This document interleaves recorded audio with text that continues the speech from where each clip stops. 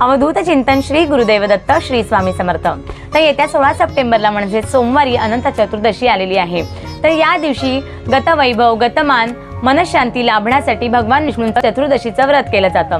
या दिवशी सकाळी लवकर उठल्यानंतर तुम्हाला घरातल्या बाळकृष्णाला किंवा विष्णूंना विष्णू सहस्रनामावलीचं पठण करत 1001 तुळशीपत्र वाहायची आहेत। तर 1001 तुळशीपत्र आपण का वाहतो, तर तुळशीप्रमाणे आपल्यात सुद्धा पावित्र्य त्याग भक्ती निर्माण होऊन आपण सुद्धा भगवान विष्णूंच्या चरणी किंवा त्यांच्या मनात आपल्याला सुद्धा स्थान मिळावं या हेतूने आपल्याला ही तुळशीपत्र वाहायची असतात। म्हणून या दिवशी तुम्हाला जेवढी काही भगवान विष्णूंची सेवा करता येईल ती अवश्य करा आणि आपल्या मनातली जी निगेटिव्हिटी आहे, जे काही वाईट विचार आहेत ते सगळे दूर होऊन फक्त आणि फक्त माझ्या मनात विष्णूंविषयी किंवा कृष्णाविषयी फक्त चांगले भाव निर्माण होऊ देत किंवा माझं मन पॉझिटिव्ह होऊ दे, हीच प्रार्थना आपल्याला भगवान विष्णूंना करायची असते। तर या दिवशी हे प्रत्येकाने व्रत